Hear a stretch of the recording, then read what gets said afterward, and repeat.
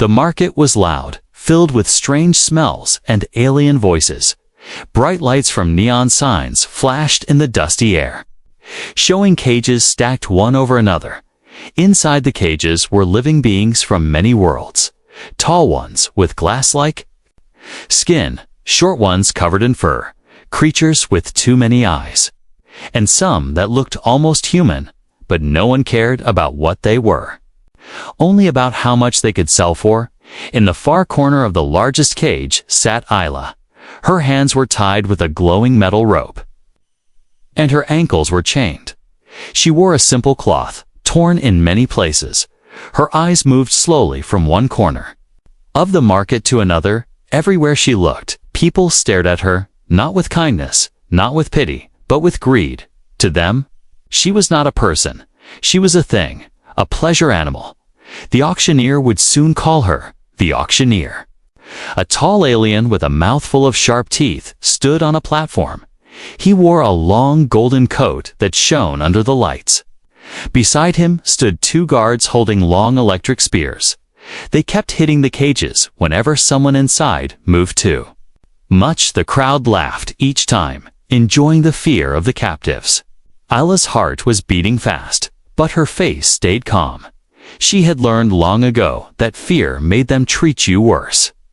She sat still, but inside her mind, she was counting the seconds until they called her name. Counting the steps of the guards, counting the faces in the crowd. Some faces were drunk with excitement, others bored.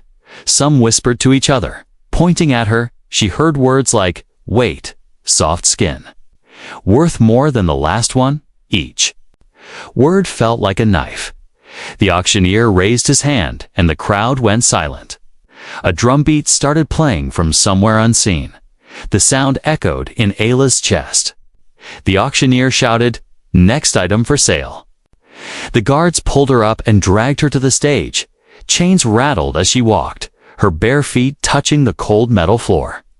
Gasps rose from the crowd when they saw her clearly under the bright lights. The auctioneer smiled wide. "This, ladies and gentlemen, is a rare human female, strong and young. Perfect for your needs." He spoke as if she could not hear him. He turned to one of the guards. "Wait." The guard pulled out a scanner, pressed it to her arm. A beep sounded. 54 kilos. The guard announced. The auctioneer clapped his hands. "Sold by weight. My friends, you will not find another like her this cycle." The crowd began to murmur. Some aliens whispered numbers to each other, planning their bids. Others just stared at her body like hunters looking at prey. Ala kept her eyes forward, but her stomach twisted in disgust. She wanted to run, but the guards stood close. Even if she tried, there were too many watching. She felt trapped in a nightmare she could not wake from. Then, among the crowd, she noticed someone different. A tall man in a dark coat, his face partly hidden by shadows. He was human. She was sure of it. But here, in this place, a human was even rarer than her. He stood still, not moving like the others. His eyes did not scan her body the way theirs did. He looked at her face, straight into her eyes. Something cold and calculating in his stare. She did not know whether to feel hope or fear. The auctioneer began the bidding. Starting price, 10,000 credits. Hands went up. Alien voices called out higher and higher numbers. A fat alien in a silver robe shouted 15,000. A tall, insect-like buyer clicked his mandibles and offered 18. The auctioneer's smile grew wider with each offer. Still, the human man in the dark coat said nothing. He only watched, his arms crossed. Ayla's eyes kept going back to him. Why was he here? Was he another buyer or something else? The bidding reached 25,000 credits. The crowd was wild now, pushing and shouting. The auctioneer raised his hand for silence before the next bid could come. The human man's voice cut through the noise. It was calm, deep, and certain. 50,000 credits, he said. The crowd froze. Even the auctioneer blinked in surprise. Gasps ran through the market. No one had ever paid that much for a pleasure animal. All eyes turned to the man in the dark coat. Some were shocked, some jealous. The fat alien in the silver robe cursed under his breath. The insect-like buyer made an angry clicking sound and stepped back. The auctioneer laughed loudly. Sold. To the man in the shadows. The crowd cheered, some mocking, some impressed. Allah's chains were unlocked, but guards still held her arms. The man stepped forward. His boots heavy on the stage. He handed a small black device to the auctioneer, who scanned it and nodded. The payment was complete. For the first time, the man stood directly in front of Isla. Up close, his face was sharp, his eyes cold, but alive with something she could not read. He leaned slightly closer and said in a low voice, "Walk with me." It was not a request. The guards released her. She followed him off the stage. Her heart pounding, not because she was saved, but because she had no idea what kind of man had just bought her. The crowd slowly lost interest as Ayla followed the stranger through the maze of market stalls. The neon lights faded into the shadows between buildings. Where the noise was softer and the air colder, the stranger didn't speak. His long coat, moving like a shadow behind him, Ayla kept her distance. Her wrists still sore from the glowing rope. Her legs shaky after hours in the cage. She studied him as they walked. He was tall, broad-shouldered, and moved with purpose.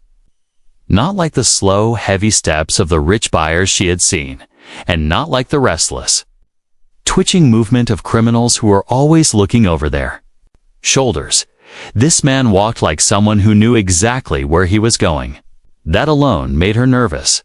They turned a corner into a narrow alley lit only by a single flickering lamp.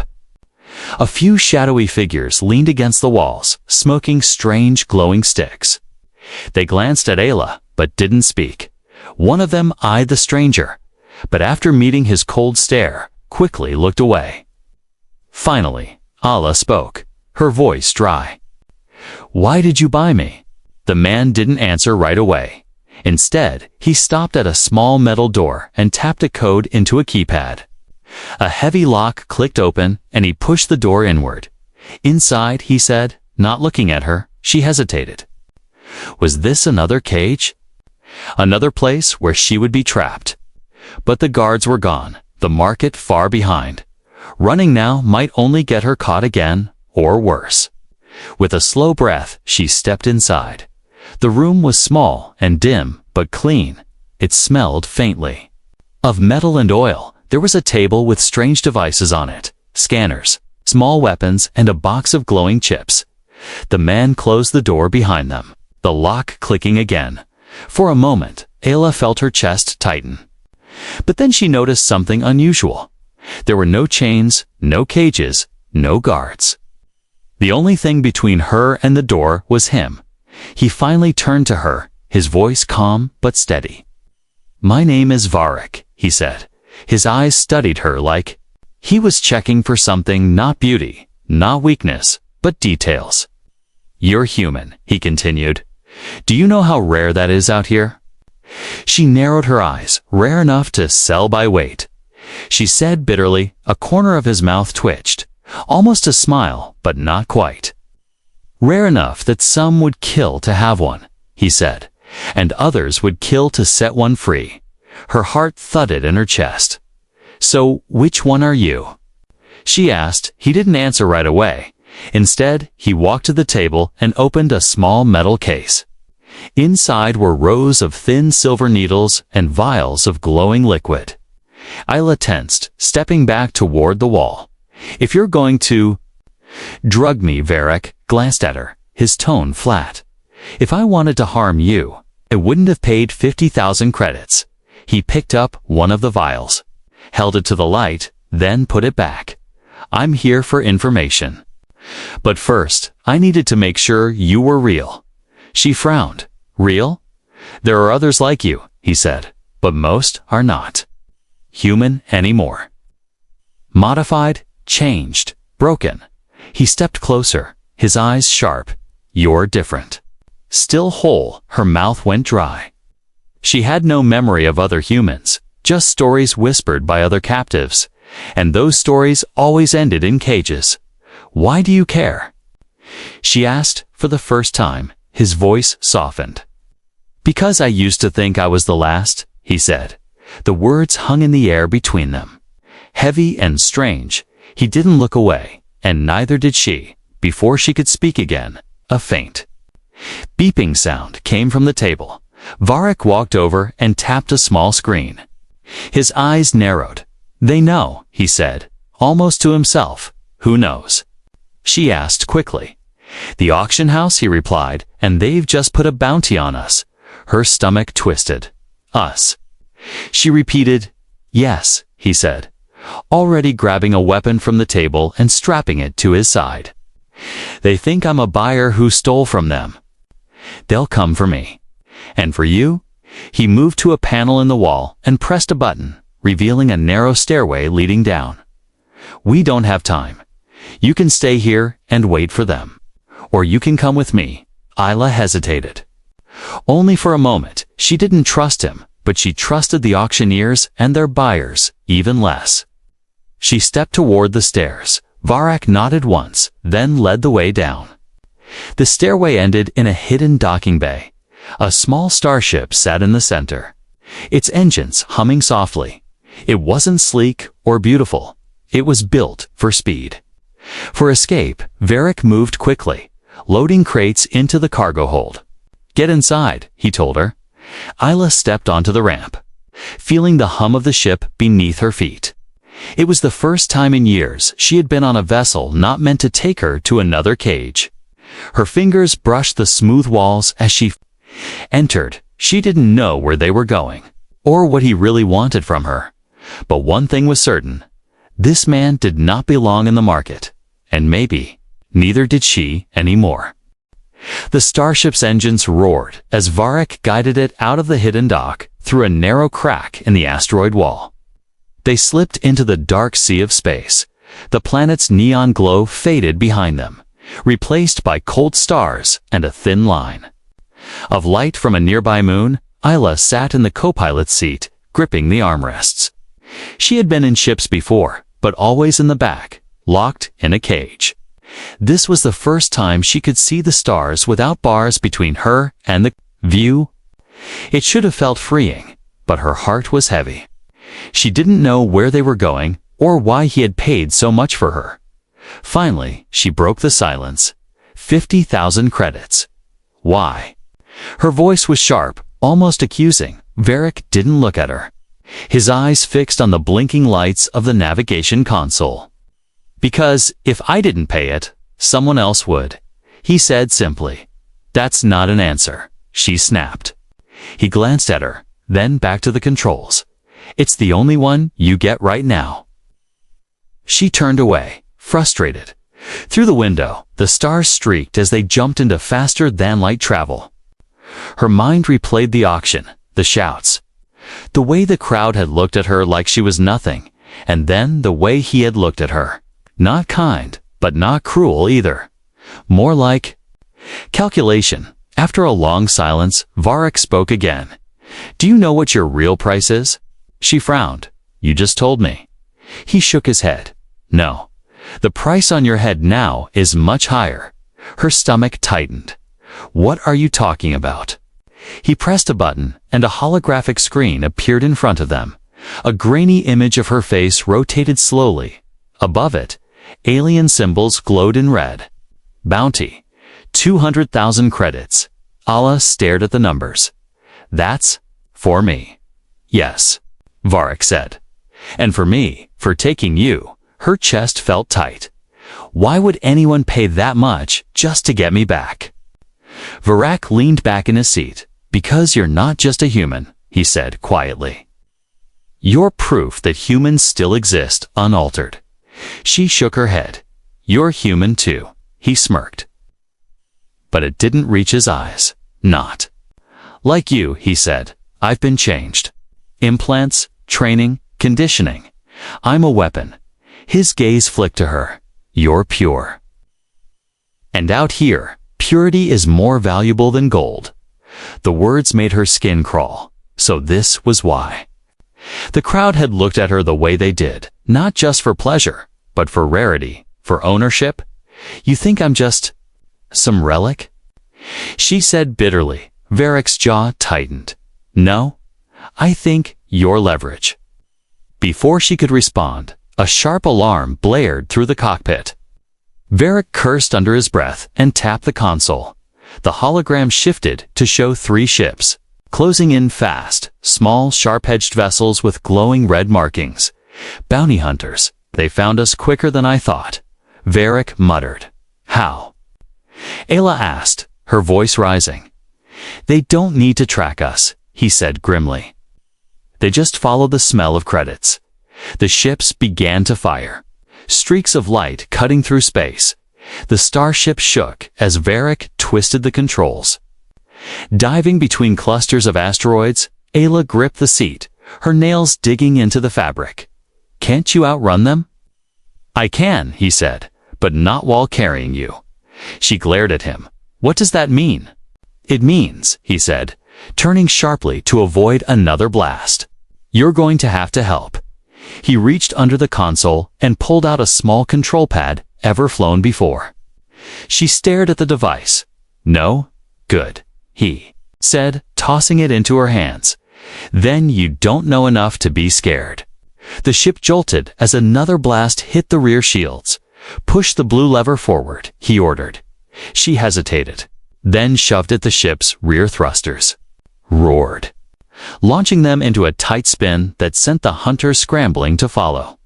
Now the silver button on the left, he said. She slammed it, and a cloud of reflective shards exploded from the ship's back, scattering in all directions. The hunter's sensors flickered with false readings, their shots going wide for the first time. Ayla felt something other than fear, adrenaline.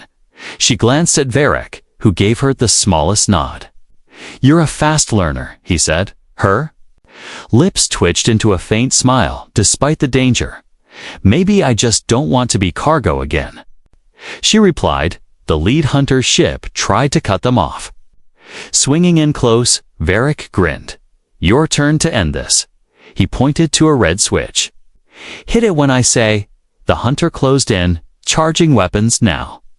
Varric shouted. Ayla slammed the switch, and the ship released a burst of high-energy light that blinded the hunter's sensors.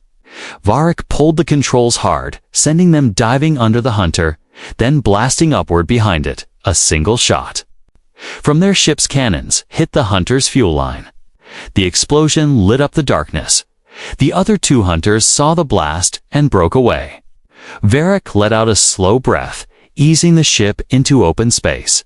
See, he said, worth every credit. Ayla looked at him, her heart still pounding. She wasn't sure if he meant her skills, or the fact that she was still alive. The hum of the engines was the only sound in the cockpit. Stars drifted past like silent witnesses, their cold lights spilling across Ayla's face. Her pulse was still racing from the fight, her hands trembling from holding the control pad. She didn't know whether it was fear or the strange rush of victory. Varric leaned back in his chair, his breathing calm as if nothing unusual had happened. You did well, he said without looking at her. Ayla's eyes narrowed. I didn't have a choice. He finally glanced her way. No one ever does. Not out here. She turned toward the window, her reflection faint in the glass. In that reflection she saw herself, hair messy, clothes torn, a faint mark on her wrist from the auctioneer's chains. Was she free now, or was this just another cage with different walls? Varric tapped the navigation screen 2 jumps. Then we'll be far enough from their scanners. Far enough for what? She asked, to make a choice. He said simply. She frowned. What choice? You can stay with me, or I can drop you at the nearest station. Her chest tightened. And what happens to me if you drop me? He didn't answer. That silence told her enough. Without him, the bounty hunters would find her within hours. The ship shook slightly as they passed through a debris field. Varric adjusted the controls, but Isla noticed something odd. He didn't. Seemed to be heading toward any spaceport she knew, instead. The stars shifted in a way she'd only seen when ships traveled to the outer rim. "You're taking me somewhere?" she said, her voice sharper. "Yes," he replied without hesitation. "Where?" "Somewhere you won't be hunted." Her instincts screamed not to trust him. But in the market, her instincts had also told her that he was different. She had followed him out of that cage for a reason, even if she didn't know it yet. Minutes passed in silence until the ship slowed out of faster-than-light travel. A large asteroid appeared ahead, its surface dark except for small, blinking lights. Varric guided the ship toward a narrow opening in the rock. As they entered, Alice saw what lay inside, a hidden base. Carved into the asteroid itself, small ships were docked along its inner walls. Some sleek and new, others patched together from scavenged parts. Men and women moved across the docking platforms, some human, some alien, but all armed. Isla's eyes widened. "This isn't a safe place," she whispered. Varric smirked. "Depends who you ask." They landed on one of the lower platforms. The ramp lowered, and the smell of oil, metal, and recycled air hit her. Varric stood and motioned for her to follow. "Stay close. No one here will touch you."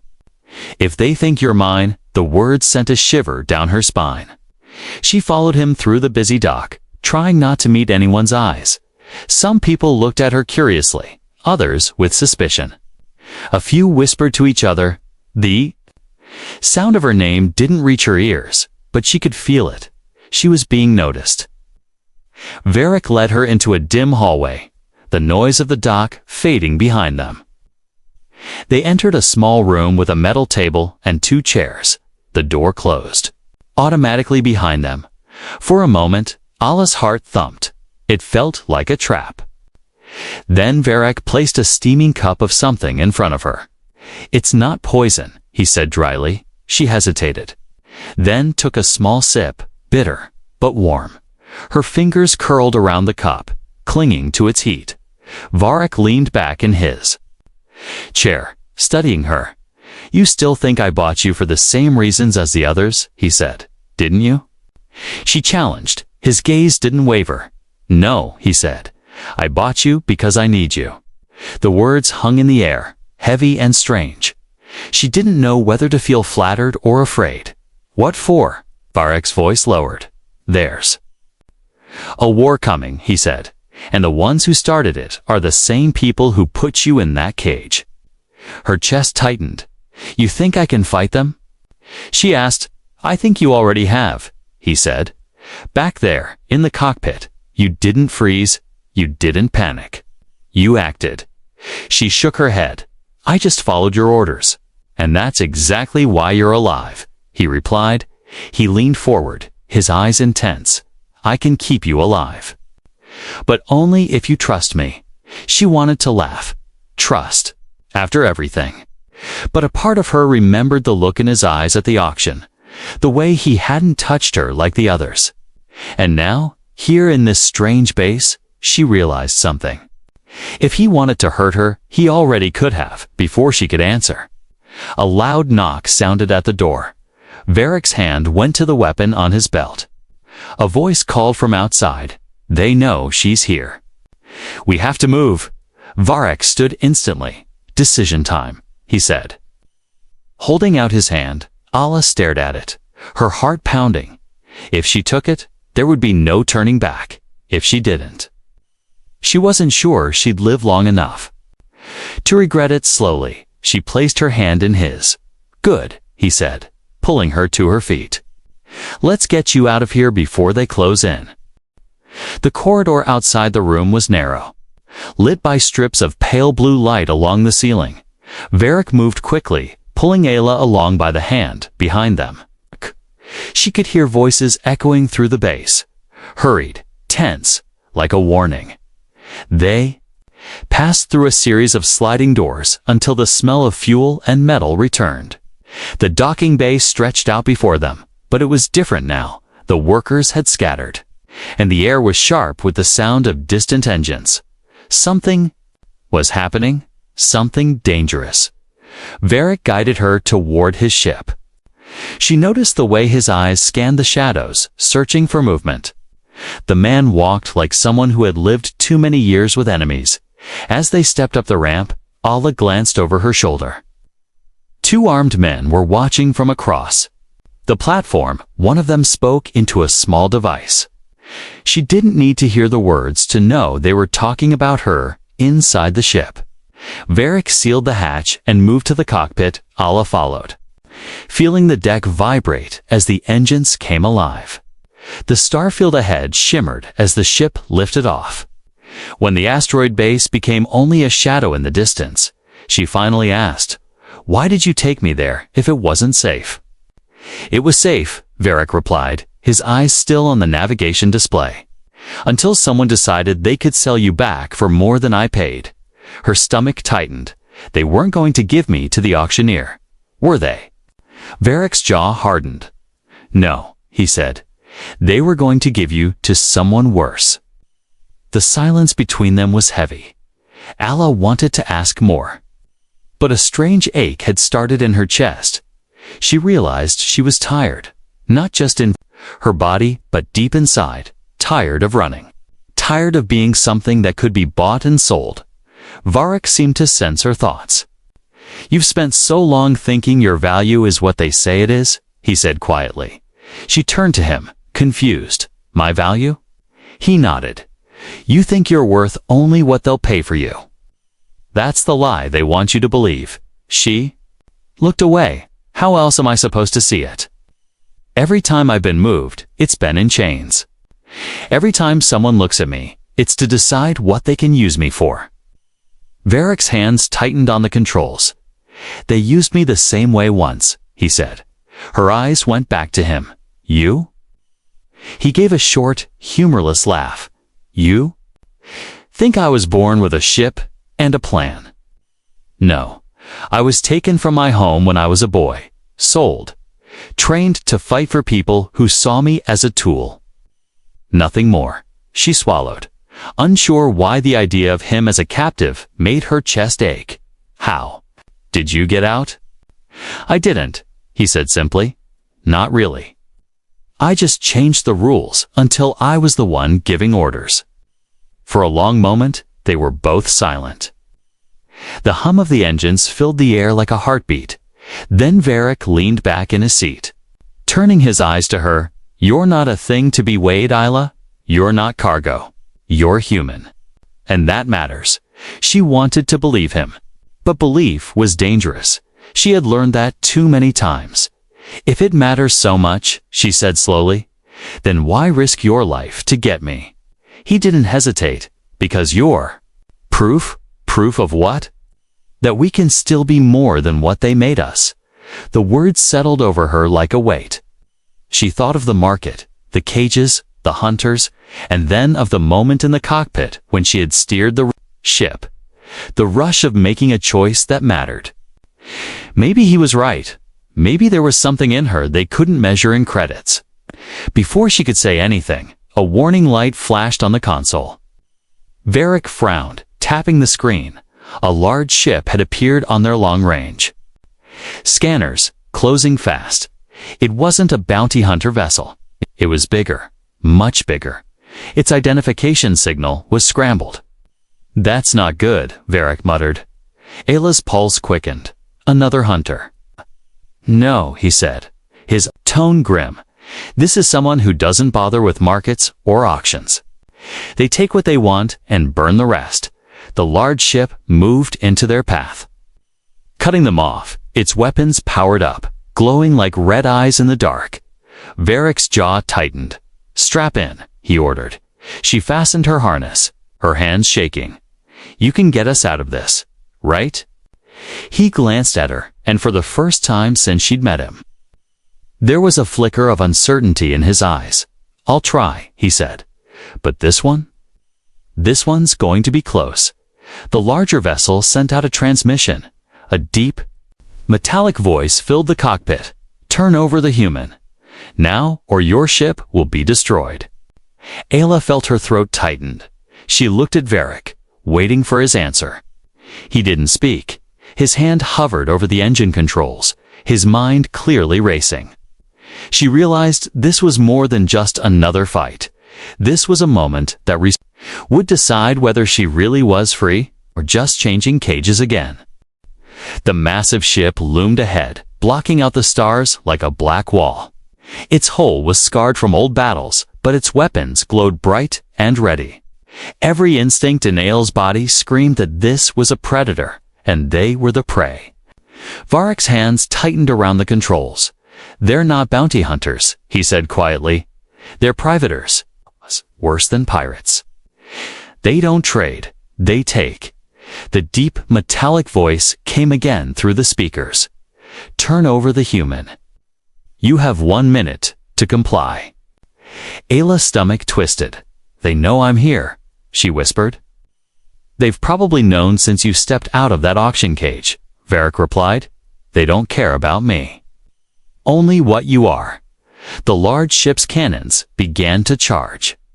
The red glow spreading along its wings like fire through metal veins.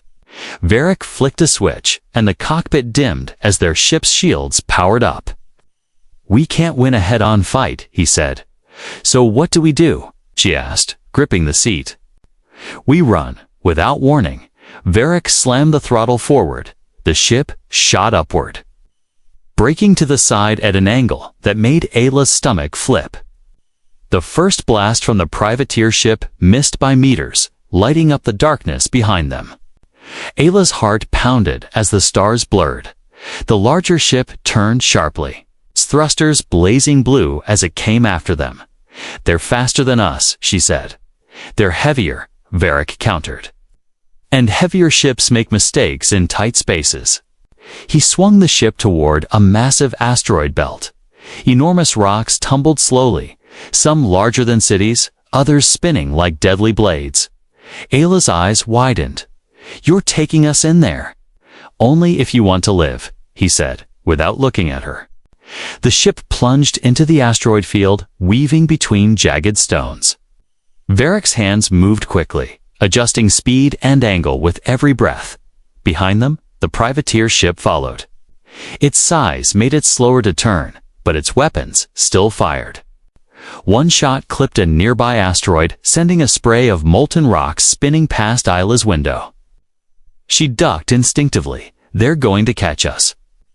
"Not if you help," Varric said sharply. He pulled a small control panel from under her seat. "Remember what you did with the bounty hunters? You're going to do it again. Only faster." Her hands shook as she grabbed the panel. "What do I do?" "Watch our rear scanners. When they're lined up for a shot, trigger the flare system." "What if I miss?" "Then we die," he said simply. The privateer ship closed in.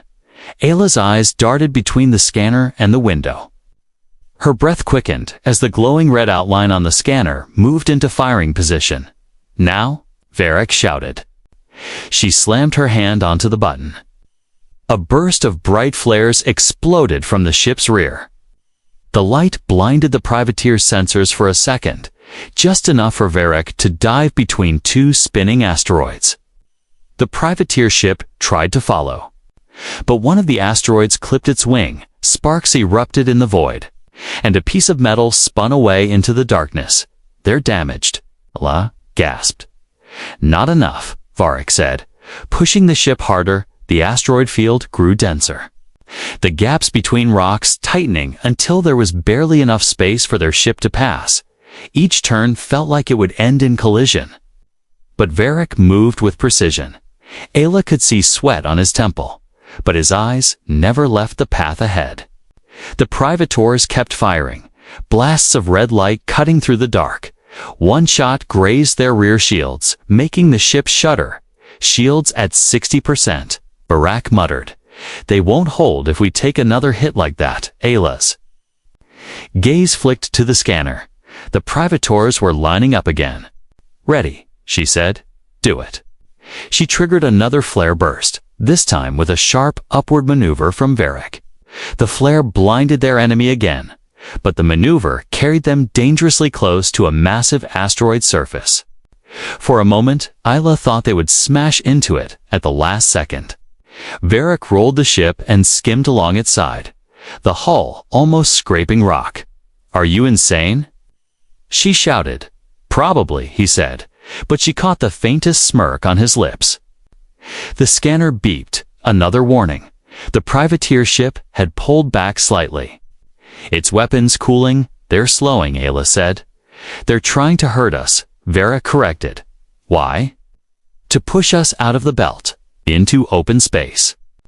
Where they can kill us." Ayla's mind raced. "They think we're running." She said slowly. "We are running," Varric replied. "But what if we don't?" He gave her a sidelong look. "What are you suggesting?" "Turn on them. Use the asteroids as cover. Hit their engines before they can react." Varric's eyes narrowed. "That's not bad," he admitted. "You think it will work?" She asked. "I think it's crazy," he said. "But so is everything else we've done." He swung the ship around in a sharp loop, hiding behind a cluster of fast-moving rocks. The privators closed in, scanning for them. As soon as their engines passed between two large asteroids, Varric fired. Twin blasts from their cannons struck the rear thrusters of the privateer ship. The explosion was small, but enough to send the massive vessel spinning off course. It smashed into a nearby asteroid, breaking apart in a shower of metal and flame. The debris drifted slowly, glowing faintly before fading into darkness. Varric eased the ship into a steady climb out of the asteroid field. Ayla sat back, breathing hard. "You just destroyed them," she said, almost in disbelief. "No," Varric replied. "We survived them. That's all that matters." As the stars opened up before them again, Ayla realized something. She hadn't just been cargo in this chase. She had been part of it, and for the first time in years, she felt like more than something to be weighed and sold. The asteroid field was far behind them now. Only the cold silence of deep space surrounded the ship. The stars stretched endlessly, distant and unreachable. For the first time in hours, there was no sound of weapons, no rumble of enemy engines. Just the steady hum of their own vessel and the faint crackle of the shields cooling. Ayla sat in the co-pilot's seat, staring out at the stars. Her hands still shook from the chase, but it wasn't fear anymore. It was something sharper. Something that felt alive. She had helped them survive, and that thought burned like a small flame in her chest. Varric adjusted the navigation controls, his movements slower now. The fight had taken something out of him too, finally. He leaned back in his chair and let out a long breath. "You did well," he said quietly. Alice smirked faintly. "You?" "Keep saying that because you keep earning it," he replied, for a long moment. Neither of them spoke. The weight of everything they had just gone through pressed down like a shadow. Then Ayla broke the silence. "So, what now?" Varric didn't answer immediately. His eyes stayed on the star map, watching the blinking routes. "There's a station," he said, finally. "Hidden in the outer rim. A place where humans are more than a rumor." Her eyes widened. "There are others." He nodded slowly. "Not many, but enough to make a difference. Enough to fight back." The idea felt unreal. Other humans, free ones, living without chains or cages. She had never dared to imagine it. Her voice was quiet, almost afraid. "And you're taking me there?" "Yes," Varric said simply, "if that's what you want." Alia looked at him. The thought of a safe place was tempting, a place where she wouldn't be hunted, where the word human meant more than a price tag. But another thought pushed its way forward. "Why are you doing this?" she asked. His jaw tightened. "Because once, someone risked everything for me. And I didn't understand why until much later." He turned toward her fully, his eyes steady. "You're not just rare, Ayla. You're not a prize. You're proof." "Proof of what?" she asked softly. "That we still matter," he said. "That they haven't erased us." The words struck something deep in her. For so long, she had thought of herself as just Less a thing, a body, a number on a scanner, but hearing him say it in that calm, certain voice made her want to believe. Before she could answer, a light flashed on the console. It wasn't a threat this time. It was a signal, Varric. Checked it and gave a short nod. They're expecting us, he said. Who? She asked. You'll see. Hours later, the ship dropped out of faster-than-light travel. Ahead was a small planet wrapped in a thin layer of mist. Its surface glimmered faintly under the light of a dying sun. A ring of satellites circled it, and far above them, hidden in the shadow of the planet, was a station. It wasn't like the market. With its neon and noise, this place looked quiet, controlled, safe. As they approached, a voice came over the comms. Identify yourself, Varric, responded with a series of coded words. There was a pause. Then the voice replied, Welcome home. Varric, Docking Bay 4 is ready. The word home made Alla glance at him. But his face gave nothing away. The ship slid into the docking bay, the doors closing behind them with a hiss. When the ramp lowered, warm, filtered air rushed in. A group of people stood waiting. Humans. Aila froze at the sight. They were real, not captives. Not chained. Some wore uniforms, others simple clothes. But all of them looked strong. One of them, a tall woman with close-cropped hair, stepped forward. Her eyes landed on Ayla, and she smiled faintly. So this is her, she said. Varric nodded. She's the one. Alla felt suddenly out of place. I don't understand, she said quietly. The woman's voice was warm but firm. You will. Time. For now, all you need to know is that you're safe here. Safe. The word felt strange on her tongue. But as she stepped off the ramp, she realized it wasn't a cage door closing behind her. It was an open path. She turned back to Varric. You could have left me in that market, she said. I could have, he agreed. Why didn't you? He met her gaze. Because I saw what they couldn't. Your true worth. The words stayed with her as she followed the others deeper into the station. For the first time in years, she wasn't being led in chains, and for the first time in years, she didn't feel like property. She felt human. Outside, in the silent void, the stars kept watching, but somewhere out there, the black market was still hunting. Ayla knew this wasn't the end of the fight. It was only the beginning. And this time, she wouldn't be running. She'd be standing.